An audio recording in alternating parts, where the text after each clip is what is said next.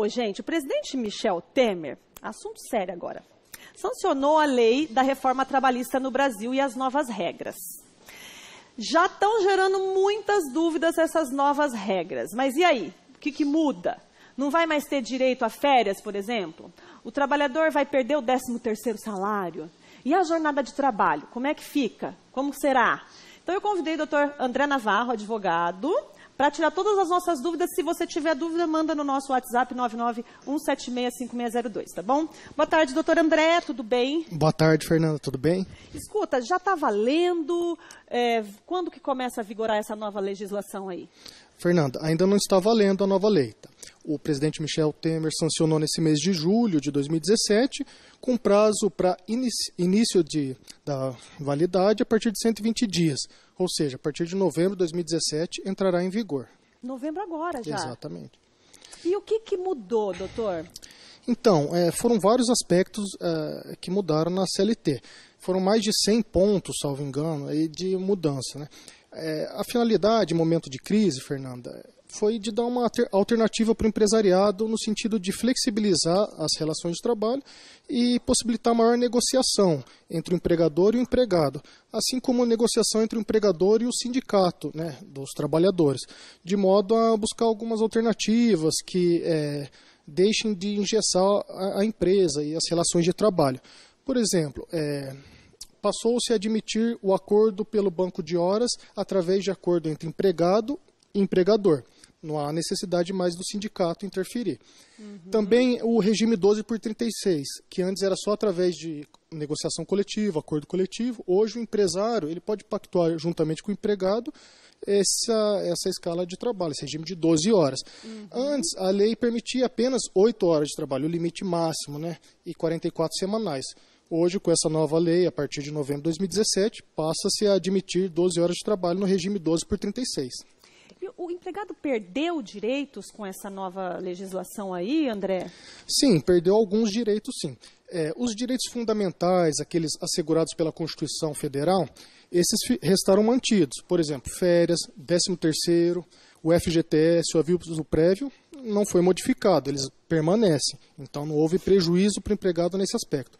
Porém, os direitos acessórios, complementares, aqueles trazidos pela CLT, estes sim, sofreram algumas reduções. Cito alguns exemplos. Antes da nova lei, o empregado ele tinha direito à hora extra naquele período de percurso do trabalho, casa até o trabalho, desde que não houvesse transporte público regular. Por exemplo, uma usina muito afastada, que o transporte metropolitano não chega, o empregador que concedesse um ônibus para ele, e ele demandasse 1 hora para chegar até o trabalho, o empregador deveria pagar 1 hora extra. Com essa nova lei isso acaba, então ele não tem mais direito à hora extra. Outro direito que foi reduzido, o intervalo intrajornada. Para quem trabalha 8 horas, por exemplo, ele tem direito a 1 hora de intervalo intrajornada para refeição e descanso.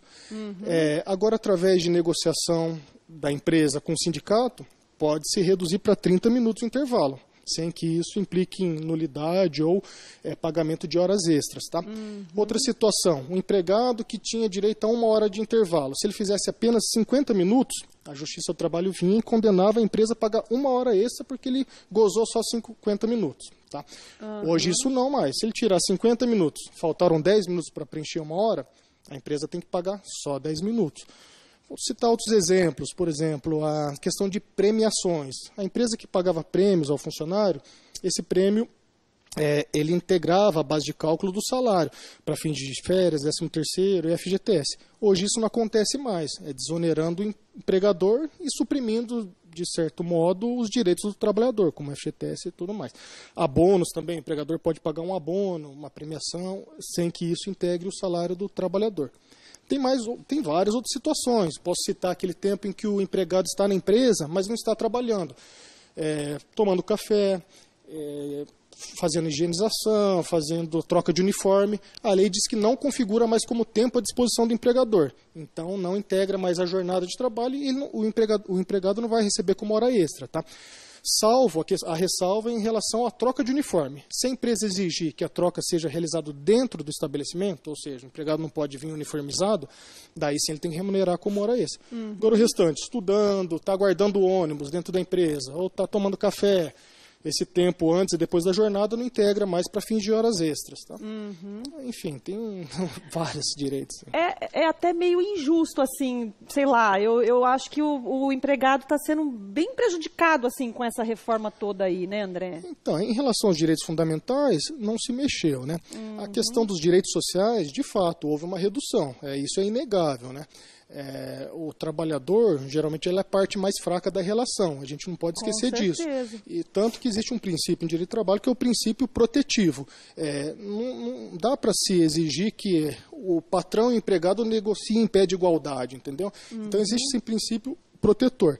E a lei, ao estabelecer que o negociado muitas vezes vale mais do que o legislado, acaba extrapolando um pouco esses direitos sociais que historicamente foram conquistados pelos trabalhadores. Agora, e o imposto sindical? Agora mudou também essa questão do empregado pagar ou não para o sindicato? Sim, mudou. Com essa nova lei, passará a ser facultativo. O empregado ele vai optar se ele quer descontar um dia de trabalho no ano e repassar para o sindicato ou não. Fica a escolha dele.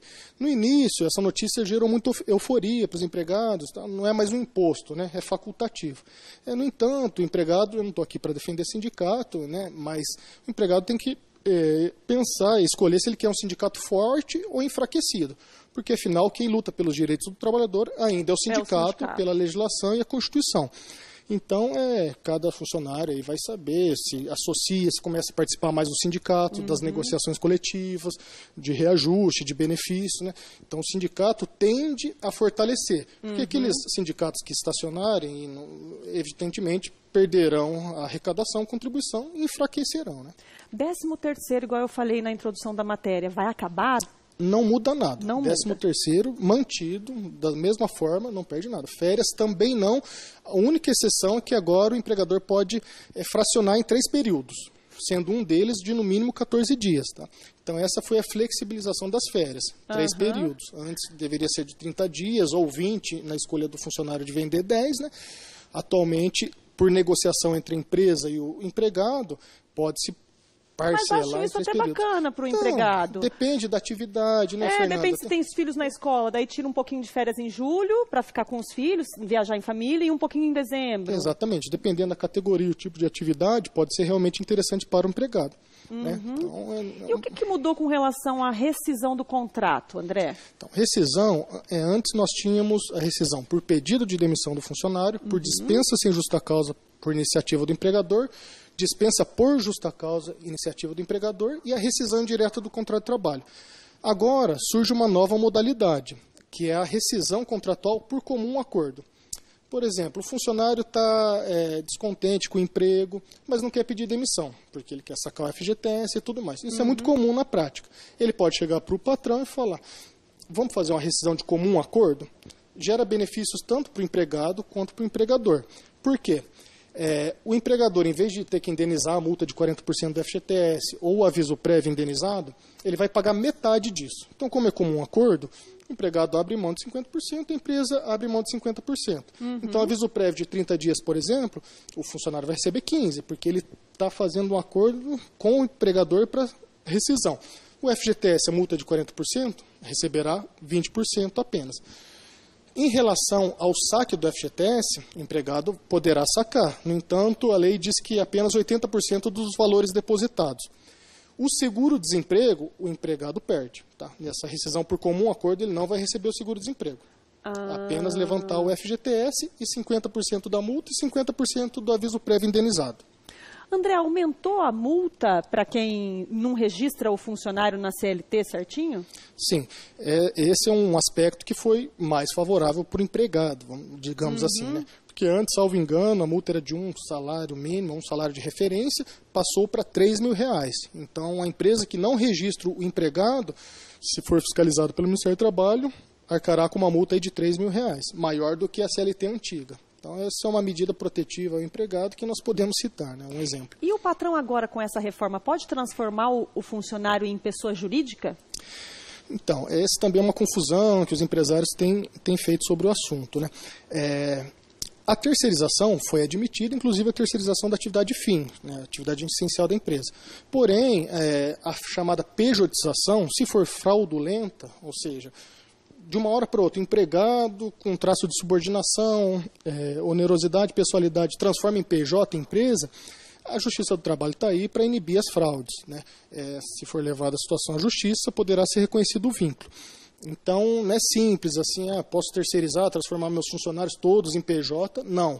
E essa lei, ainda mais, ela traz uma proteção para os empregados seletistas, no sentido de que a empresa não poderá demiti-lo e colocá-lo para prestar serviços de forma terceirizada, ou seja, através de PJ, pelo período de 18 meses.